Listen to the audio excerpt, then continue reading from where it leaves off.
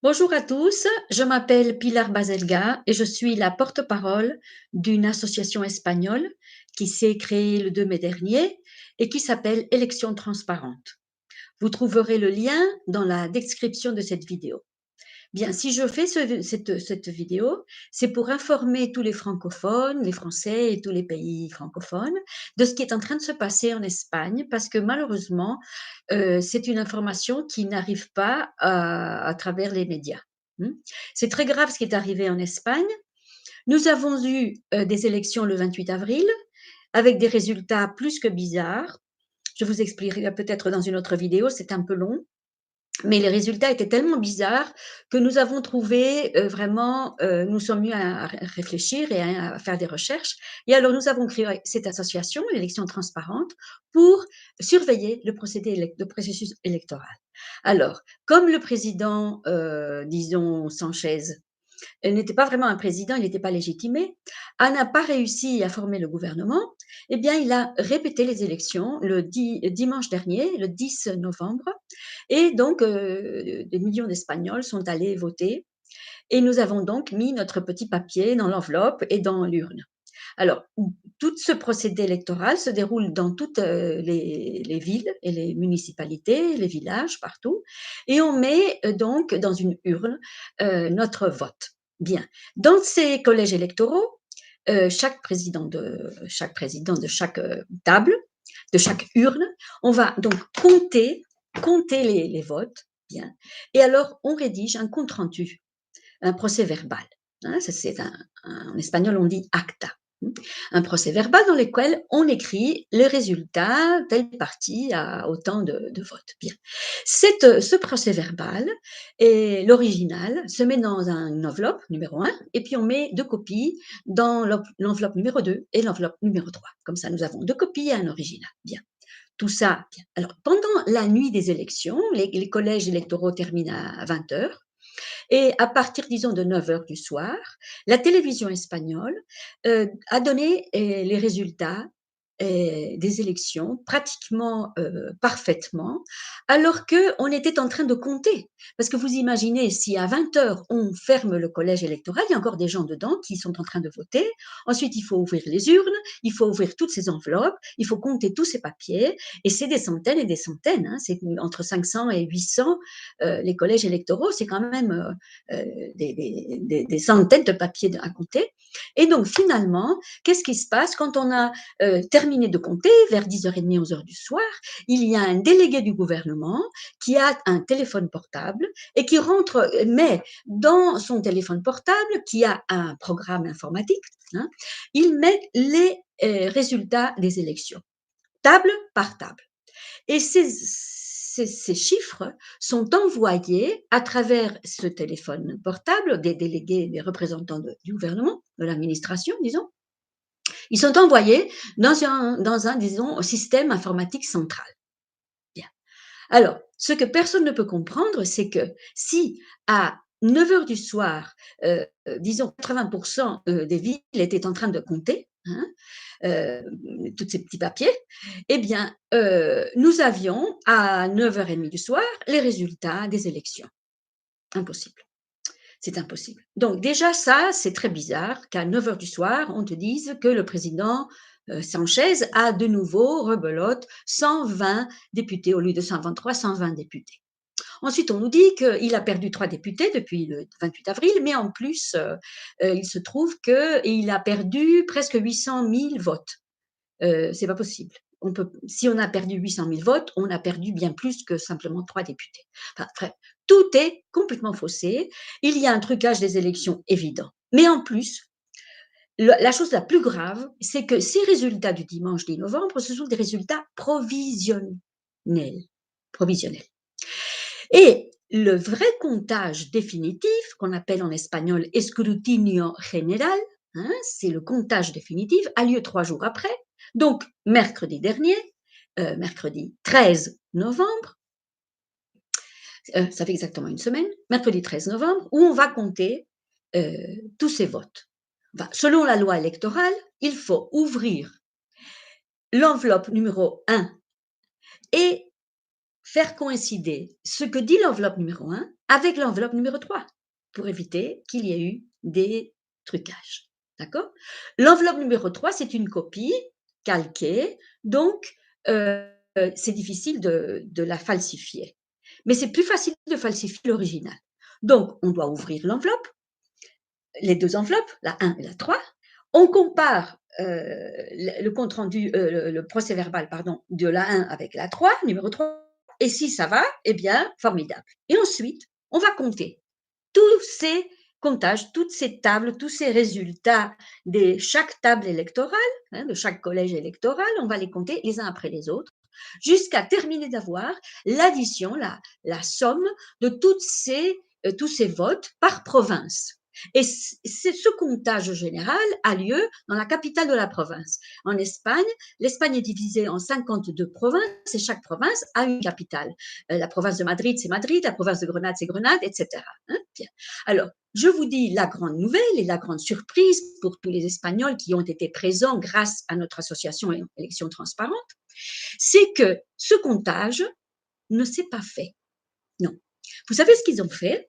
Ils ont ouvert, et même pas dans toutes les villes, non, mais dans certaines villes, ils ont ouvert les enveloppes. Moi, j'étais à Madrid et j'ai vu qu'ils ouvraient les enveloppes et ils regardaient si l'information de système informatique correspondait avec l'enveloppe numéro 1. C'est tout. Ça n'a rien à voir avec ce que dit la loi. La loi dit qu'il faut comparer l'enveloppe numéro 1 avec l'enveloppe numéro 3.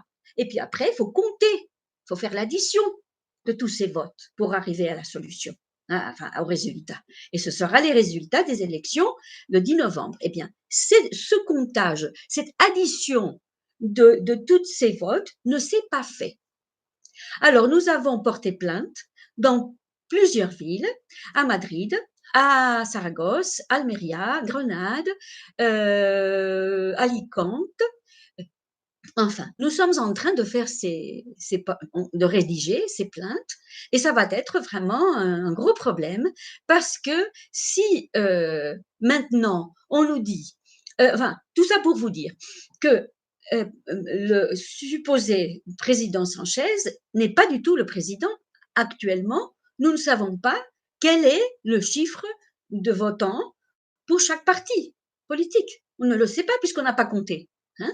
Mais le système informatique du président lui a donné 120 députés à lui, qui en plus il a été nul pendant les élections, pendant les campagnes électorales. Il y a eu des résultats vraiment très différents entre les enquêtes du gouvernement et les enquêtes d'autres médias qui n'étaient pas de tout genre d'ailleurs, hein, de toutes les couleurs politiques, et on ne donnait pas du tout 120 députés. Enfin, les enquêtes officielles donnaient 150 députés au président Sanchez, et en fait, on lui en a donné 120, enfin la machine lui a donné, et en fait, dans les enquêtes qu'on avait faites pendant toutes ces semaines antérieures aux élections, eh bien, il n'avait pas plus de 90, 85, 90 députés. Voilà. Alors, nous avons porté plainte. Je voulais vous informer de ceci.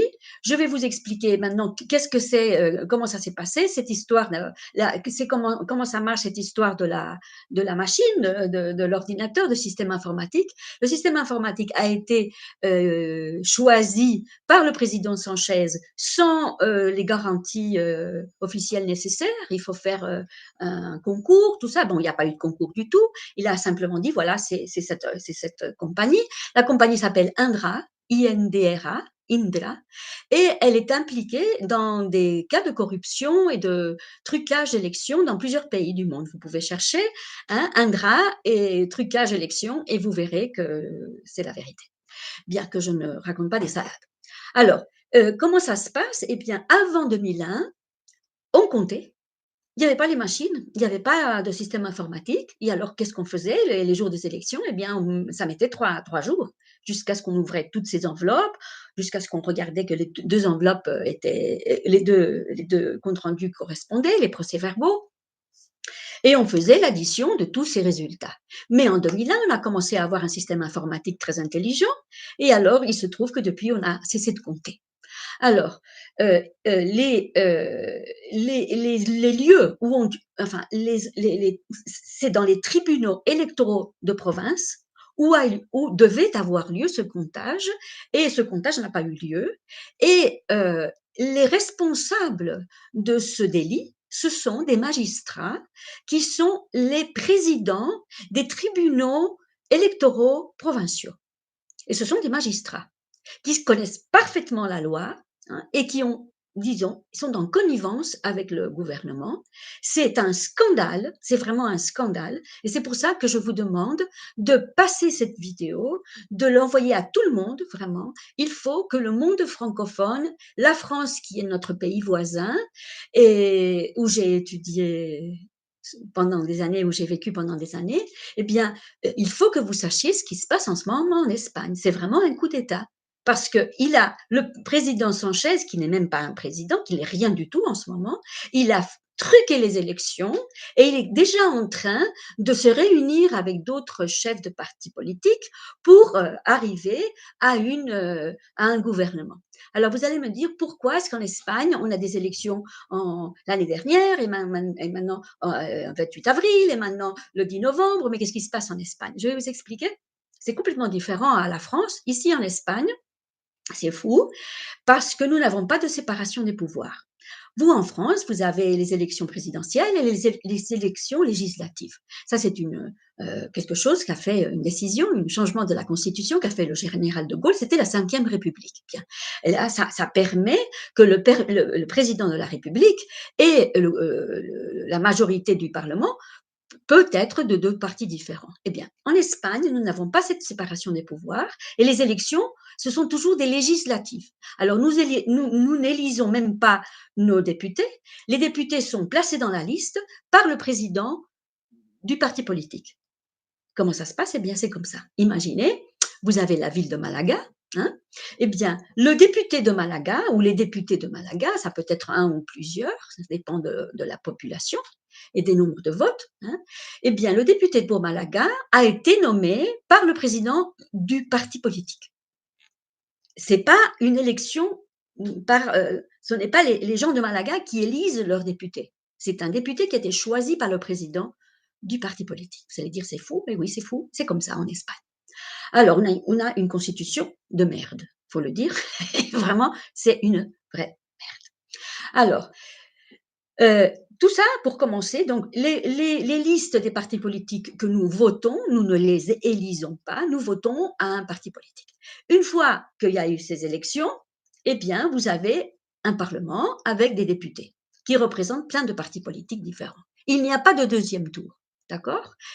Et alors, c'est la majorité du parlement qui choisit le président du gouvernement, c'est-à-dire le pouvoir exécutif. Vous allez me dire comment est-ce possible? Eh bien oui, c'est comme ça. Nous avons des élections législatives et des élections législatives, vous avez l'élection du pouvoir exécutif, du président du gouvernement qui après va former son gouvernement avec ses ministres. Et en plus, on top of that, comme disent les Anglais, comme si ce n'était pas suffisant, les deux grandes institutions du pouvoir judiciaire sont nommées par les partis politiques. Voilà, par le Parlement et par le président du gouvernement. Donc, il n'y a aucune indépendance. C'est pour ça qu'on est dans une situation de coup d'État. C'est-à-dire, le pouvoir judiciaire permet qu'on truque les élections, puisque ce sont des magistrats qui sont à la tête de ces tribunaux électoraux qui ne font pas bien les choses. Ça va vous paraître fou tout ce que je vous dis, mais c'est ça, c'est comme ça. Et bon, j'espère que le fait de le savoir d'une manière internationale, ça va nous aider à mettre fin à ce coup d'État et au moins qu'on compte les votes un par un, province par province, pour savoir vraiment à qui on a voté. Parce qu'en ce moment, on nous a donné des résultats, c'est une machine d'une compagnie qui est en plus avec des problèmes judiciaires dans beaucoup de pays, et même en Espagne, elle a été impliquée dans un cas de corruption, de malversation de fonds publics, qui s'appelle le Caso Punica, le Caso Punica. Eh bien, voilà, c'est là où nous sommes. J'espère que ça va vous, euh, ça va vous intéresser. J'espère que vous allez passer cette vidéo et je vous prie vraiment de nous aider à faire la diffusion pour que tout le monde sache ce qui passe en ce moment, ce qui se passe en ce moment en Espagne. Merci beaucoup de votre attention.